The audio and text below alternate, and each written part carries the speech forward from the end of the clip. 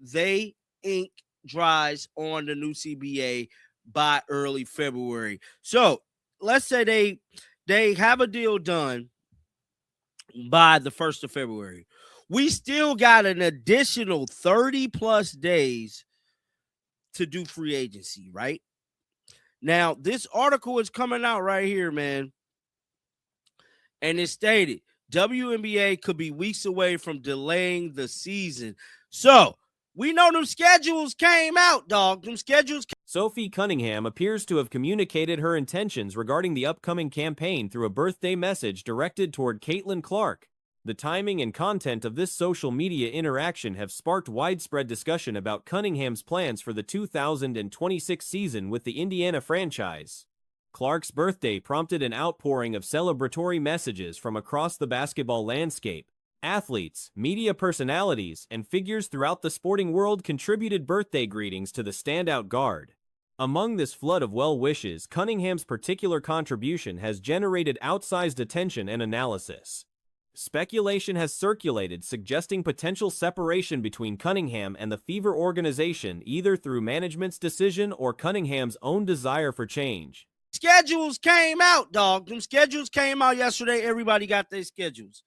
Now, my personal opinion, I still don't believe it's going to be a lockout. I just wholeheartedly do not believe that. I believe that they're deal done, but I could be wrong. See, I'm afraid to admit, hey, y'all, I could be wrong. Now, with that being said, the article goes on to say that the WNBA wants everyone to believe the 2026 season will tip off on May the 8th. Now, May the 8th. Regardless of which party might initiate such movement, those discussions and theories appear to have reached conclusion based on Cunningham's recent social media activity. Late evening brought Cunningham's impactful statement to Clark, clearly indicating her desire to continue their partnership heading into the 2026 basketball season.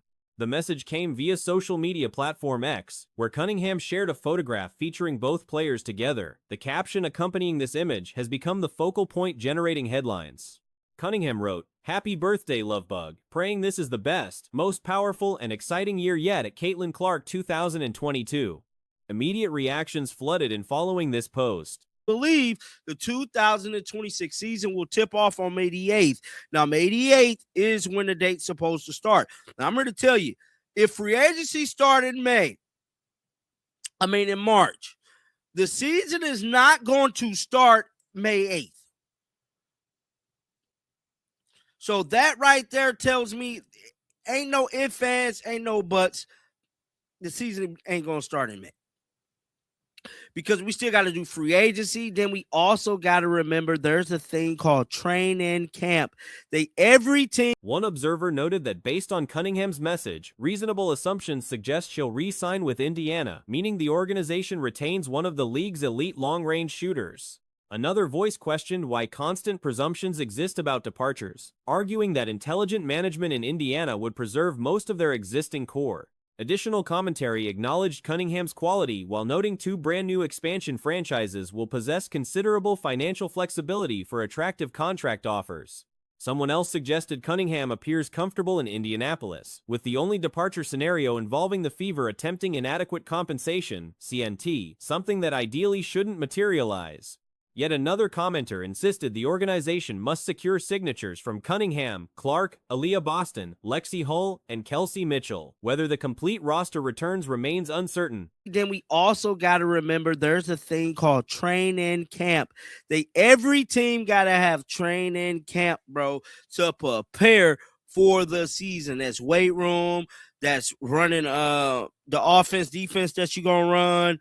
That's pretty much all the essential things you need to get ready for the 2026 season. Now, as of Friday, right, the Players Union was still waiting on a response from the league to propose to the proposal that they sent over a month ago. Now, multiple sources told for. While fans naturally desire seeing Clark and the entire core back together, current information provides no guarantees. Sandy Brondello, now coaching the Valkyries, recently discussed 3 matchups generating particular enthusiasm for her. Phoenix topped her list for deeply personal connections. It serves as her off-season residence where her children live, her social connections exist, and where she coached for 8 years capturing a championship. Visiting that city for competitive basketball always holds special significance. New York claimed second position, representing her previous coaching destination before joining the Valkyries, offering opportunities to reconnect with supporters, experience an outstanding venue, and reunite with former players she mentored.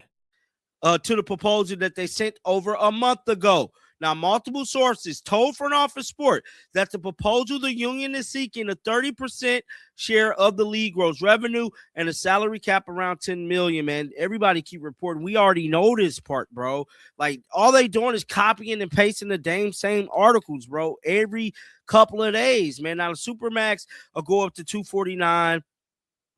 The minimum was 66,000. That's all. It's all the same stuff. Now, it goes on to say, somebody better start talking right now before. Indianapolis completed her top three because everyone relishes competing against Clark. Plus, the Fever have cultivated tremendous fan engagement benefiting the entire league. Brondello anticipates her squad entering an exceptionally loud environment, which should create compelling basketball. Another moment capturing widespread attention involved Boston and Lisa Bluter appearing together on a discussion panel. The conversation naturally gravitated toward Clark and her birthday. The moderator highlighted how both panelists share connections to one of women's basketball's most transcendent athletes, noting they'd both acknowledged Clark's birthday publicly. Goes on to say, somebody better start talking right now before I start screaming. Wilson, Las Vegas Aces are currently scheduled to start the 2026 season at home with the final rematch against the Phoenix Mercury on May the 8th before embarking on a 4-game road trip. So now I know we made a video yesterday about the Fever and stuff like that being targeted, but to me, it looked like a lot of these teams. Now no one's playing more back-to-backs than Caitlin Clark and the Fever. I just got to be honest there. But Bluter's tribute appeared alongside Boston's photo collage, demonstrating continuing relationships with the superstar despite their different current circumstances. Boston as an active teammate, Bluter as her former collegiate coach. When questioned about her ongoing relationship with Clark, Bluter revealed frequent communication between them. She monitors all of Clark's accomplishments and triumphs, consistently wanting to champion and support her success. Bluter expressed profound respect for what Clark has achieved and managed throughout her brief 24 years of existence. She joked with Clark that her 20s have treated her remarkably well, with the moderator agreeing they've been absolutely transformative. Fever, I just got to be honest there. But the Aces, the Fever, and the Liberty will have road trips. I think they will have road trips just on the strength of them being the most popular teams. Now, the first back-to-back of the season is opening weekend when the Los Angeles Sparks play on May 10th, and they left the series. Boston addressed watching Clark's final collegiate campaign while working broadcast assignments, then witnessing their professional partnership evolve. Boston characterized the experience as genuinely wonderful, though acknowledging initial strangeness when transitioning from opponents to teammates while cultivating that connection. Over the 2 seasons since Clark arrived in Indianapolis, they've constructed something exceptional both during competition and away from the court. The moderator observed that both athletes operate at supreme levels, so when they united, their shared collegiate backgrounds aside, recognizing mutual mindsets and skill sets likely occurred rapidly. Having someone capable of elevating performance to unprecedented heights generates natural chemistry. And they left the series. I don't know what that is.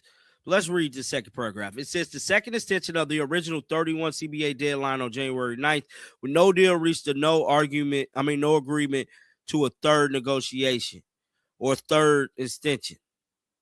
Man, where the part at about free agency, bro? Because I'm tired of reading all the same stuff. All these articles be all the same stuff. Now, it's that the union is proposing eliminating the destination, although Boston enjoyed an outstanding previous season, and partnering with someone as intensely competitive as Clark provides perpetual motivation. They push each other toward excellence. Boston described their pre-game ritual of embracing and exchanging affirmations. Clark tells her she'll be extraordinary because she is extraordinary, and Boston reciprocates. That confidence Clark radiates continuously uplifts those around her, and they return that positive energy. The moderator expressed happiness for Boston when Clark landed in Indiana, knowing Boston would receive countless assists and feeds throughout games, forming a dynamic partnership. It's like a minor league system of another professional league like Double-A baseball. This kind of thing, in my opinion, makes the players look desperate. It looks like they're really trying to get something that has nothing to do with money. They're trying to make some kind of a power play statement. But the WNBA put this out. I know a lot of people's already covered this, but I at least wanted to have this up here going into the two other things I've got. The relationship between Clark and Boston has proven remarkably exceptional. Some South Carolina supporters continue wishing Boston would distance herself from Clark, which seems bewildering considering they've emerged as arguably the premier big guard tandem around. Their partnership could mirror legendary duos from basketball history, comparable to iconic combinations that dominated their respective eras. While Kelsey Mitchell undeniably contributes tremendous talent, speculation indicates she might exit before Boston does. Clark and Boston potentially possess the chemistry and complementary capabilities to remain partners throughout their entire professional careers, assuming both elect staying in Indianapolis. Going into the two other things I've got, for those, if you are asking, here's a petition. Please go sign our petition.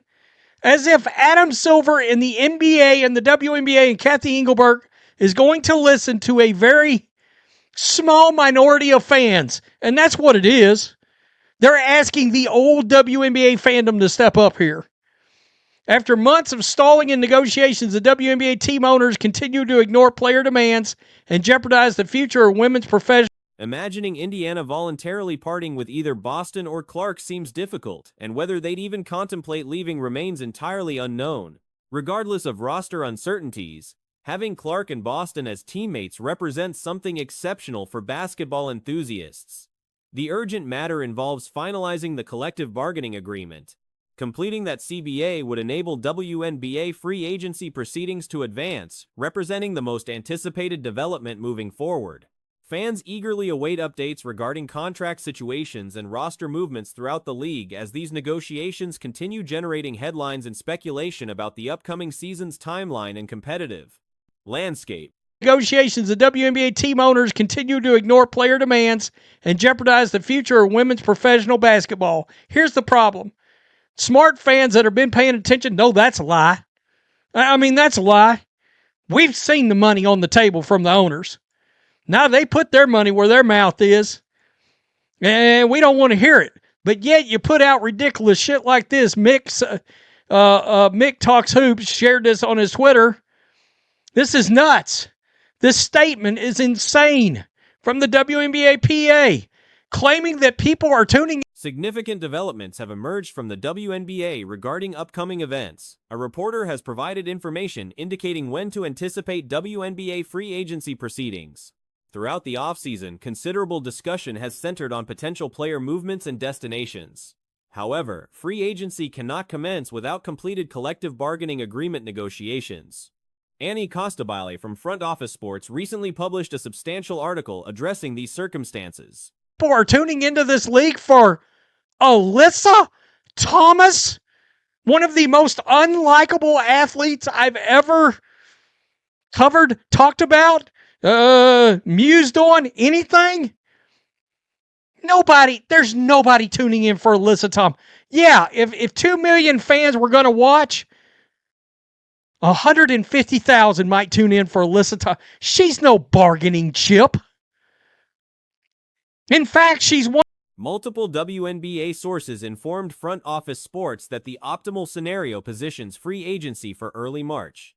This timeline depends on finalizing the new CBA by early February. Assuming agreement completion occurs by February 1st, an additional 30-plus days would precede free agency activities. The article suggests the WNBA could face potential delays extending weeks beyond originally planned season commencement. Schedule releases occurred yesterday, with every organization receiving their fixtures. Bargaining chip. In fact, she's one of the league wreckers out there. And I'm talking about wreck the league. We've saw how Alyssa Thomas has treated Indiana Fever fans, Caitlin Clark fans, and Caitlin Clark. None of this is happening without Caitlin Clark. None of it. You're not getting offered 9 times the amount of money by the end of a new CBA proposal if it wasn't for Caitlin Clark in that media rights deal. That's not happening. Personal assessment suggests lockout scenarios remain unlikely despite ongoing negotiations.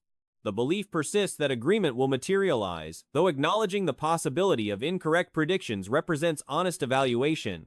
The article continues explaining the WNBA's desire for everyone to believe the 2026 season will commence on May 8th.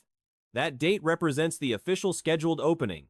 However, if free agency begins in March, the season cannot realistically start May 8th. Happening. So, once again, what did I just say about this? Well, that's a lie. Well, that's a lie. You put out these ridiculous things, and by the way, it just shows that the league still can't get past hating Caitlin Clark. It's crazy. This league is officially hemorrhaging support. Fans are like, no. This timeline indicates definitively that the season will not commence in May because free agency must occur first. Additionally, training camp represents another essential component. Every organization requires training camp to prepare adequately for the season, encompassing weight room conditioning, offensive and defensive system implementation, and all fundamental elements necessary for 2026 season readiness. As of Friday, the Players' Union continued awaiting league response to proposals submitted over 1 month previously. Multiple sources informed Front Office Sports that union proposals seek a 30% share of league gross revenue alongside a salary cap approximately $10 million. Hemorrhaging support.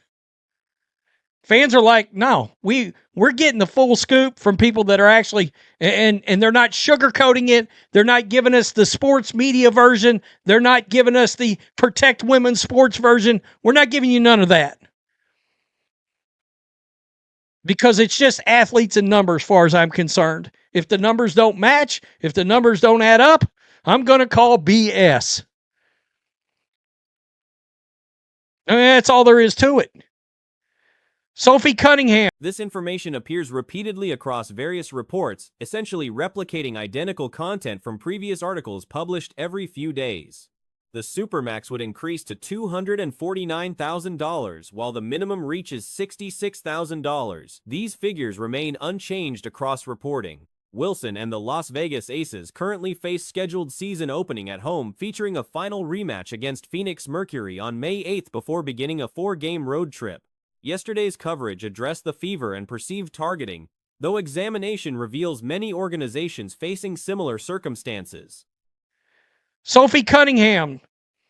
Stance on the CBA negotiations signal a red flag. Her comments sure as hell do. There's a chance that a potential lockout will become an option if spring arrives with no CBA in place. Sophie Cunningham seems to believe this is a likely outcome, which is conveyed during the January 15th episode of the Show Me Something podcast. Quote, our CBA is so dumb right now. Nobody plays more consecutive games than Clark and the Fever, requiring honest acknowledgement. However, the Aces, Fever, and Liberty all face road trips, primarily due to representing the competition's most popular franchises. The season's first consecutive game sequence occurs opening weekend when Los Angeles Sparks play on May 10th before continuing their series. The second extension of the original January 9th CBA deadline occurred without reaching agreement nor establishing a third negotiation extension. The repetitive nature of article content across multiple publications becomes tiresome as identical information appears repeatedly.